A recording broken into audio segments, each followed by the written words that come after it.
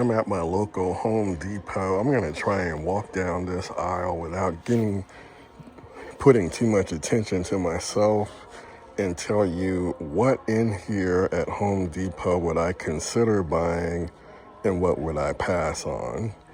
So usually the first thing you see when you get to a grill aisle at a Home Depot is a lot of pretty inexpensive grills.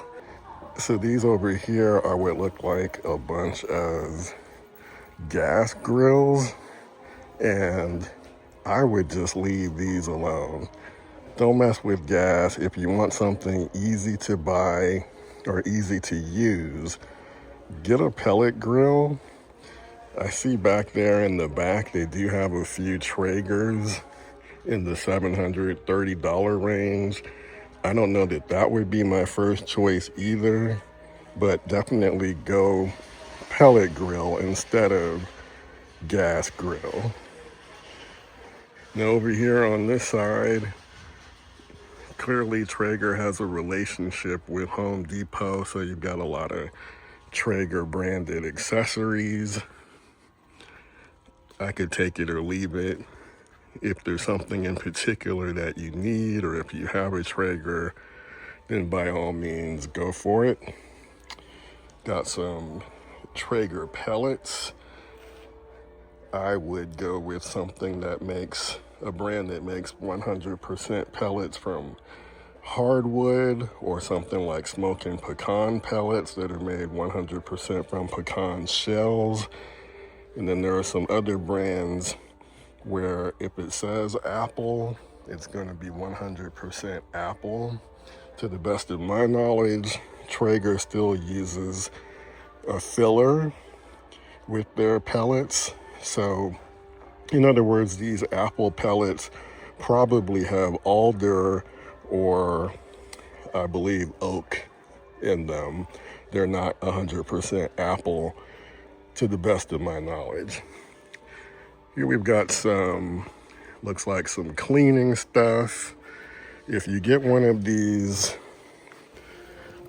that's a spatula, hold on. Seeing if I can find a brush. Well, here's a grill brush. Definitely steer clear of any grill brush that has wire bristles. These look like nylon bristles. I don't know that I would even be comfortable with that, but you definitely don't want to use wire bristles because they can break off and be dangerous if consumed. They've got Barbecue Daddy. This looks a lot more safe. So something like this would be okay.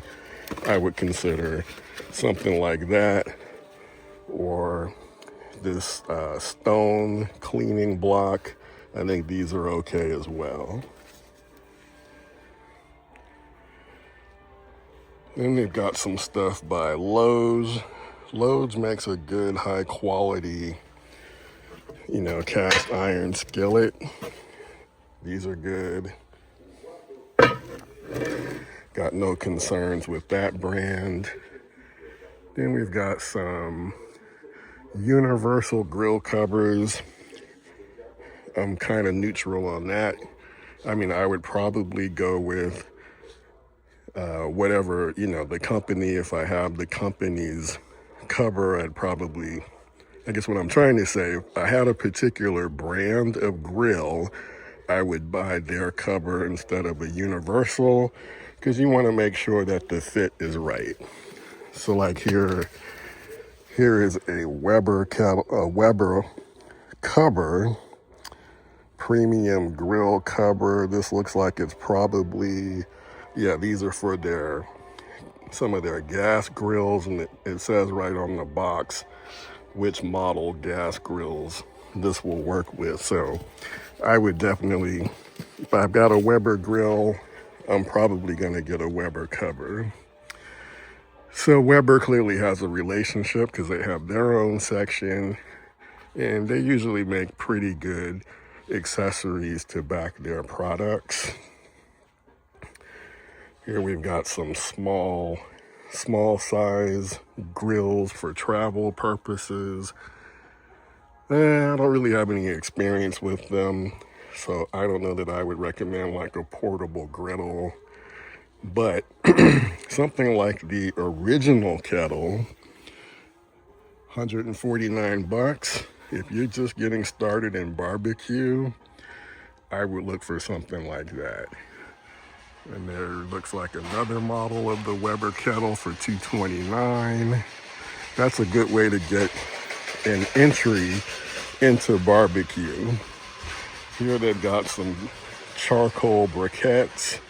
Also, I would also say, if you're gonna learn how to barbecue, learn how to cook with charcoal. I mean, I know pellets are convenient, they're easy, but the advantage of learning how to cook with charcoal is that it's portable. Like that $229 kettle, not too expensive. You can take it with you. And once you learn how to cook with charcoal, you'll be able to cook anywhere, under any circumstance.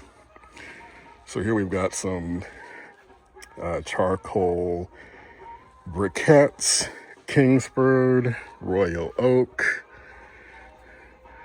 Let's see, we've got some Jealous Devil. All of these are reputable. I have no issues recommending any of these different charcoal brands. The cool thing about Home Depot is that they will tell you how much it costs per pound. So like this Jealous Devil 20-pound bag, $24.97, works out to $1.25 per pound. So honestly, instead of obsessing over a brand, get what's cheapest, especially when you're starting out, until you do find one that you really like and have an affinity for. I see Kingsford now makes pellets. No, actually these are wood chunks. I'm sorry, these are wood chunks. So definitely, if you're gonna cook with charcoal, get wood chunks instead of chips. So these are chunks. See, there's a chunk, that's what you want. Stay away from the pellets. Stay away from the wood chips like these. Don't buy these. These will pretty much disintegrate as soon as they hit the fire. And you don't want to be wasting time soaking wood chips. So go with chunks. Here they have, looks like they've got some wood splits as well. If you have an offset smoker, this is Kingsford Mesquite. This is kind of an expensive way to get wood splits. Find a local tree supplier in your area and buy what grows natively in your area. For me, oak, almond, apple, those are usually the ones that are easy for me to get. They're gonna cost me less. So that's what I would recommend instead of buying wood splits in a bag. This is more expensive. There's Fogo, that's another one that's a good brand. They usually cost a little more. And yeah, so that's about it here.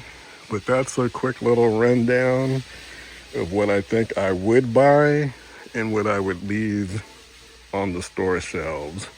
If you have any questions, feel free to drop them in the comments. Also, get into my free online barbecue society group, the Backyard SmokeMaster Society. We got like-minded folks who just love talking about barbecue in an environment away from the noise of other online groups like Facebook. Come on in for free, backyardsmokemaster.com/society. Take you less than 30 seconds to sign up. Get all your questions answered. It's a fun, supportive group of folks. Hope to see you there.